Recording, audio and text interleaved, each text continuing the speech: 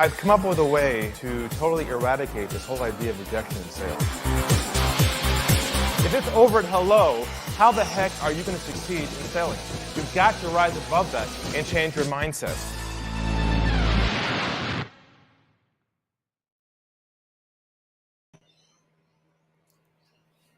Hello, everybody, and welcome to the Stump The Guru Show.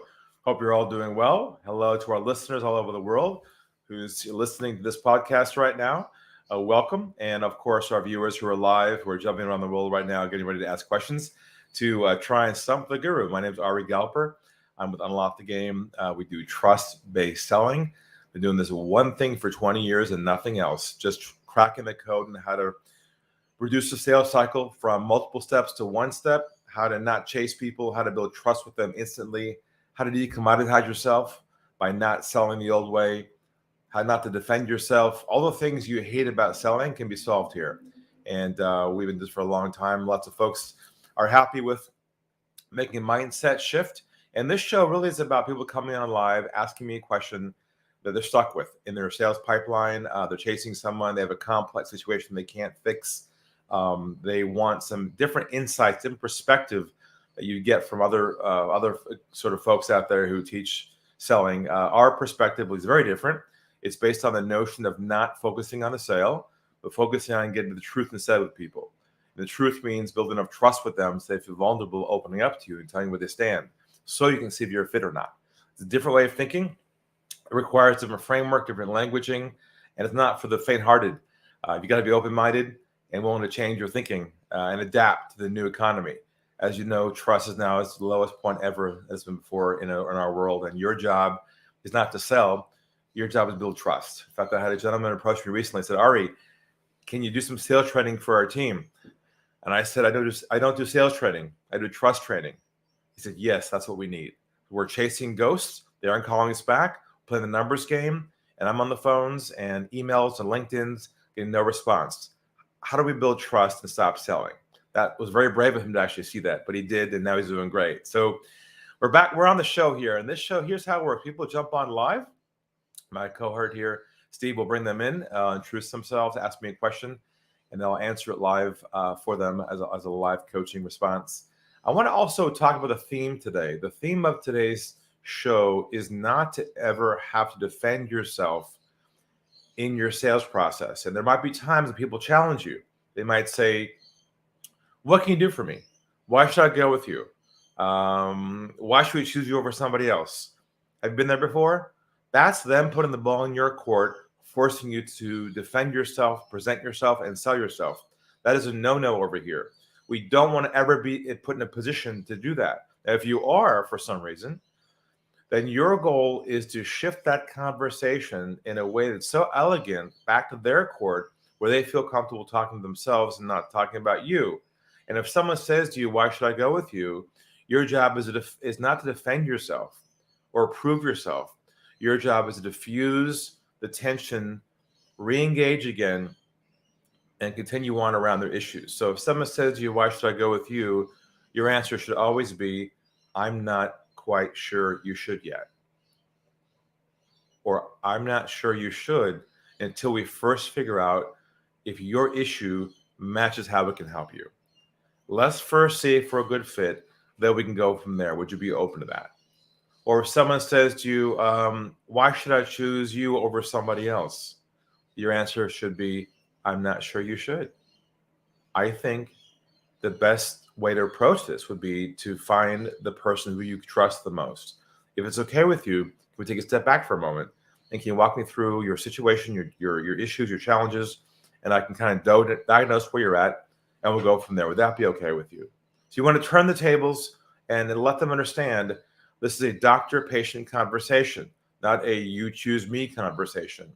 When you make that shift like that, people feel comfortable opening up to you, and you have an open dialogue to determine if you're a fit or not. So that's kind of the theme today. We'll see if some of that comes up in our questions. So, Steve, who's first in the queue back there?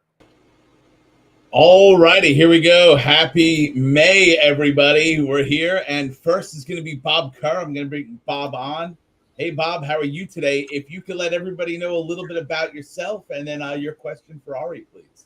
Yeah, my name's Bob Kerr. I have a digital marketing business. The last time I think I was on here, I was asking Ari about cold calling.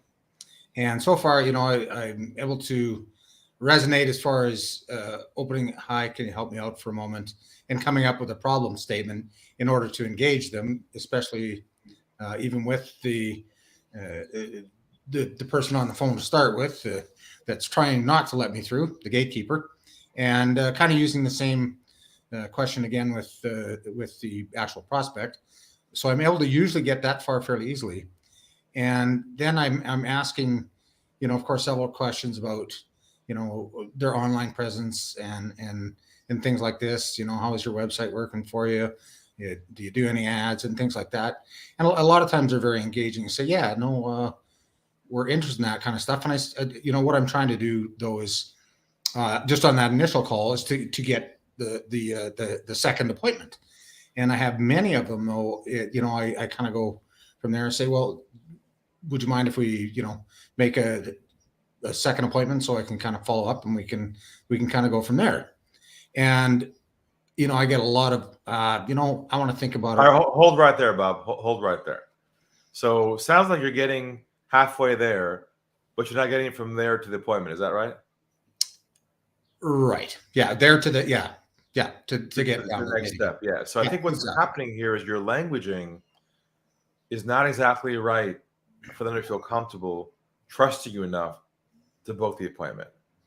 And I would suggest that you change it a bit around the notion of first of all, I'm assuming they've got the problem and they're interested in what you have to say. What you have to say next is, would you be open to the possibility of us scheduling a time to meet together briefly on Zoom, and I can share with you some insights, not information. Don't ever use that phrase ever again in selling. Here's some information. They don't need information, trust me. That's free on the internet. Would you be open to us scheduling a time to briefly meet on Zoom, and I can share with you some insights that you may not be aware of now that could help you in getting more inbound leads into your business? Would you be open to that? Now, that phraseology is important to use because obviously most people don't want to be closed. Most people are interested in learning more, but what breaks it all down is the language that you use that doesn't make them feel comfortable saying yes. It's strange how, in essence, they want to learn more. They will happy to schedule a time with you, but it's the way you say it that gets them to say yes or no. And so I think that if you try that languaging, that might make them feel more comfortable saying yes. What do you think? Yeah, no, that sounds much better than what I'm doing it currently, for sure. Just tweaking that languaging is a key. So much of what we do with people is we tell them our intention, but the words come out in a way that just feels a bit rough. Like it feels like we have our own agenda that we're trying to put forward first versus theirs. But when you soften that bridge from point A to point B with "would you be open?" I can't tell you how effective that one phrase has been for 20 years now with all my students. And I'm sure there are people right now on this call listening who will say, Ari, that's changed the game for me. So yeah, I think try that phraseology. Come back and let us know how it goes. Okay, Bob? I will, absolutely. Thanks, Ari. Excellent. Where we're here live on the Stump The Guru show. People are jumping on right now. I can see in the queue to ask me a question. This is your chance to bring your toughest roadblock, blind spot, sales challenge. You're always going to have friction in your process. And your goal is to eliminate the friction 100%. If there's still friction in your process, you need to be here right now, or jump on and ask us a question here live, or go to unlockthegame.com/free consult. Apply for a consultation with myself or my team. We can help you out, give you some insights to help you. Don't be afraid to do that, or grab my latest book, Unlock the Sales Game, at the Unlock the Game website. But get some help. Don't live with the fact you have to accept friction in your process, because you can change that.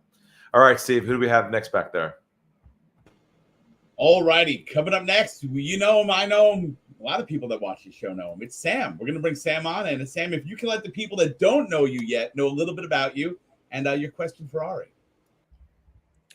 Thanks, Steve. Hi, Ari. Excuse me. Yeah, look, I help overwhelmed business owners reduce the statement of "I never have time," and I help them optimize all their priorities to make sure they do have time. My question to Ari is that recently I've had some success being interviewed on podcasts, and that's helped me promote my business. And I've got a really pretty good one coming up, which is pretty exciting. But my question for you is this. It's made me think that I want to do some outbound reach to some people on podcasts, and I've got a bit of a good list of people that I want to approach. Thanks to you, I'm very comfortable with what I want to say, but what I want to do is actually craft that in a way that's quite precise. So all of these outreaches are going to be via email, and that's because of time zone differences. So what would you suggest would be the best way to reach out to these people in a nice flow so that I do it in a trust-based fashion to get them to have me as a guest? And also two parts to that question is, should I at some point in that email introduce the fact that I've done a podcast for this big name if I get it? Sure. So I'd probably start with the subject line. Are you looking for a different podcast guest? ? Right. Okay. And then I'd start with, hi, John. We haven't. My name is Sam. We haven't met yet.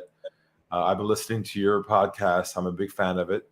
I believe your audience is business owners who I assume is time pressed to get things done. And I've been listening recently, haven't noticed anyone on your podcast yet who's addressed this issue specifically, and I'm an expert in this area.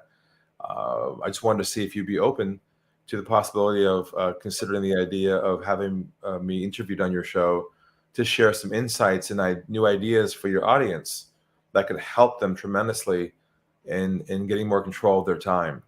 I've been interviewed in other podcasts as well before. Here are a couple of links to my other interviews. If you find that these are helpful and would be interesting to your audience, please drop me a note back and we can see if we can arrange a conversation. Thank you so much. You're such a guru, Ari. That's better than ChatGPT, isn't it? What's that? RAGBT. Just came out. I love it. I mean, that's exactly what I wanted to hear. I mean, that's what I wanted to say. But having those words, and crafting in an email where, because they get emails all the time, I'm sure. They always get pitched. And the secret to all of this is you can't change the medium you're going through. You can't change email or whatever, but you can change your languaging. And the languaging is the only thing you have left in your control to change. If you're not changing your languaging, you're doing the same thing everyone else is doing, you are going to hit a wall with that because the world's become commoditized. People are tired of being approached. And unless your approach is different, you'll always be stuck playing the numbers game. So thank you so much, Sam. Yeah, no, great answer, Ari. Thank you. I'm going to get that word for word and I'm going to use it. Thank you. Let us know how many responses you get next time. Okay. Thank you. Bye-bye. Take care. Bye-bye. All right. We're back here with Stump the Guru Show. It's so interesting, all these questions that all sort of stem back to some core principles that we have to be very aware of how we're being perceived in the sales process. We have to choose our words carefully. And more importantly, we can't do what everyone else is doing. We have to be different. And the reality is that this world's become so commoditized for everyone that others can find solutions like what you have. And so you can't differentiate anymore in your solution. All you have left to differentiate is on your approach. And if you don't master a trust-based approach like this one, you'll always be stuck playing the numbers game. And there's a way out of it as long as you're open-minded being coached. So that's the good news. All right, Steve, who else do we have back there?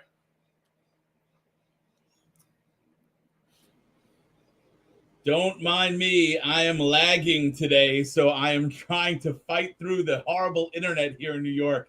But Ari GPT sounds like a side project that I think that I might have to get the team working on for us and see what we can do there.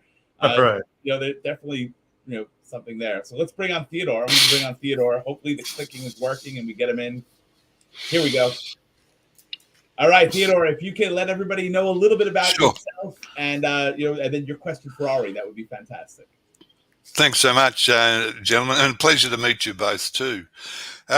I'm a high performance mindset mentor. I've involved over many incantations, Ari, meaning that I've gone through helping people through, first of all, psychology, and then later how they can sell or promote or speak or communicate with their clients.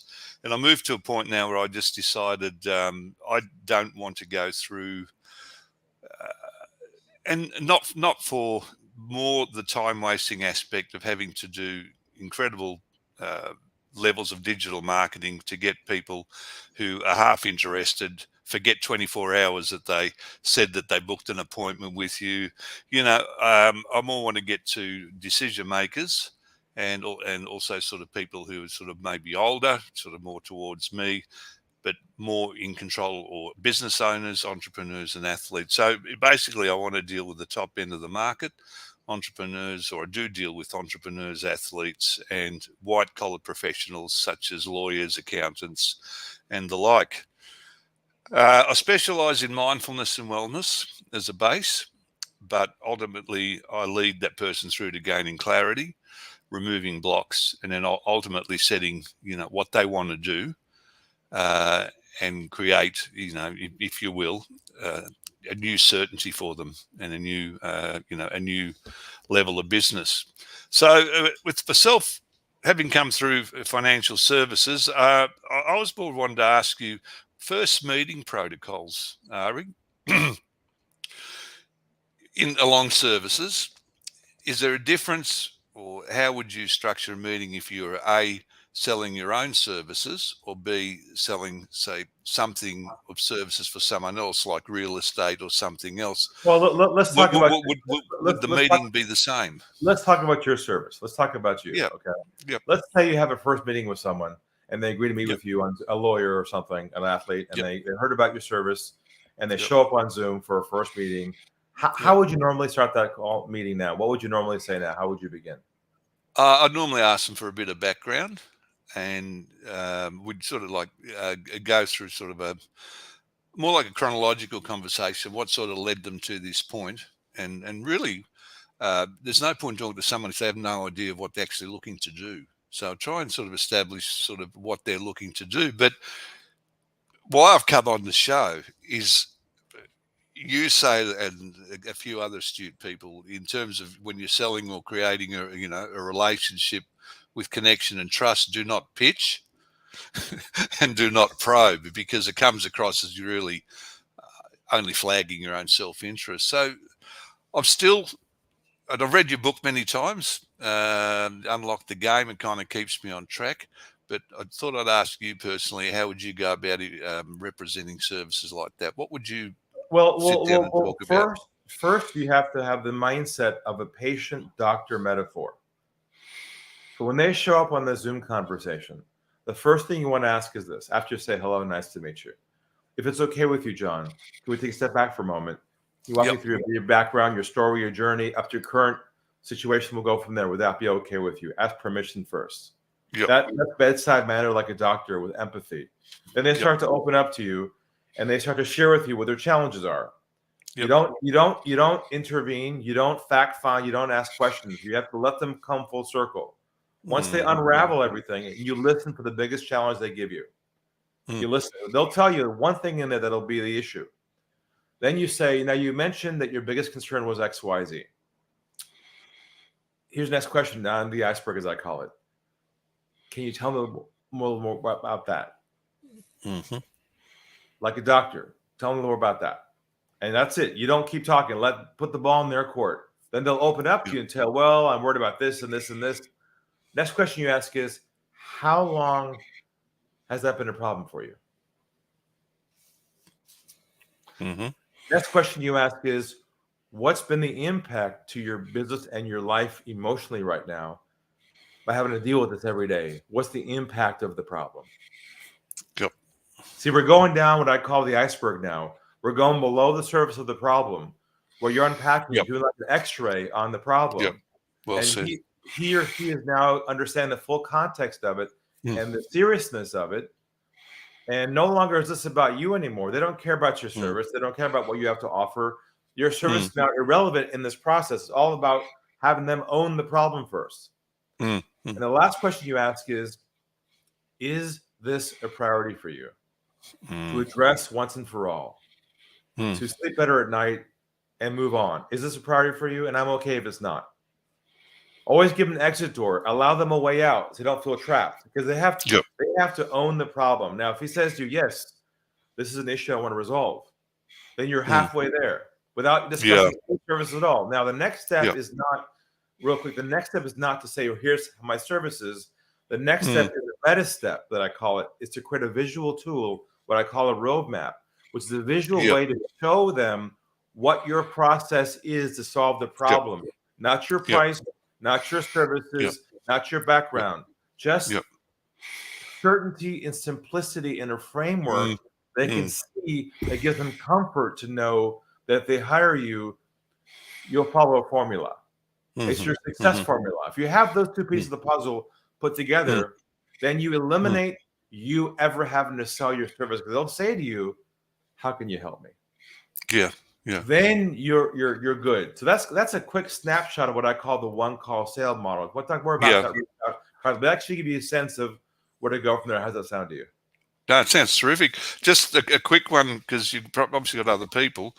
What is your view on an elevator pitch? What would you initially say to your services?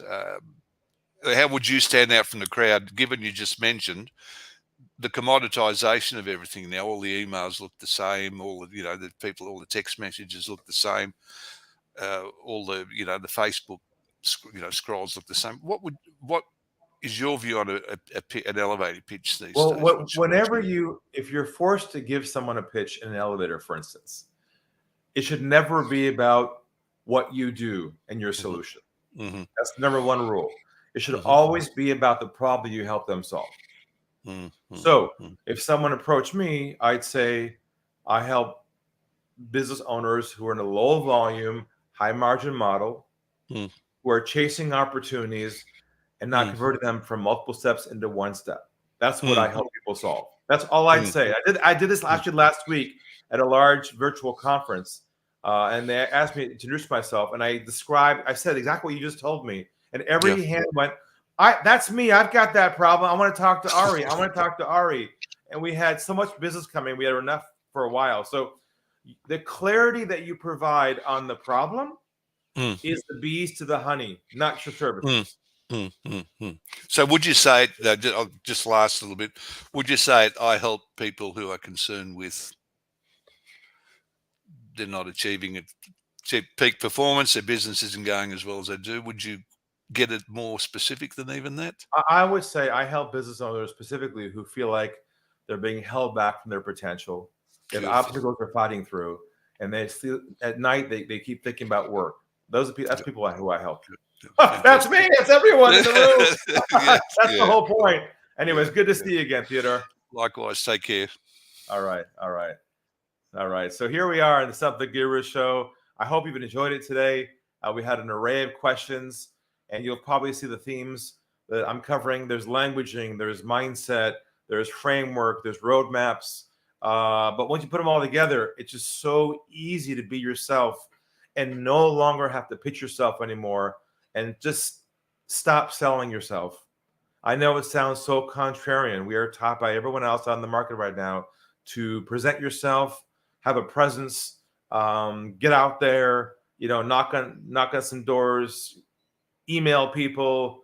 You don't have to come across like someone who's chasing someone else, and you can actually be successful by shifting your mindset to this concept. And we have so much to help you with if you're willing to reach out for some help. So if you want some help with this privately, go to unlockthegame.com/free consult, or grab a copy of my latest book at the website as well. Reach out. Don't be afraid to say hello, and we'll help you. So anyways, hope you enjoyed the show. Take care, and we'll see you next time. Thank you so much. I've come up with a way to totally eradicate this whole idea of objection in sales. If it's over at hello, how the heck are you going to succeed in selling? You've got to rise above that and change your mindset.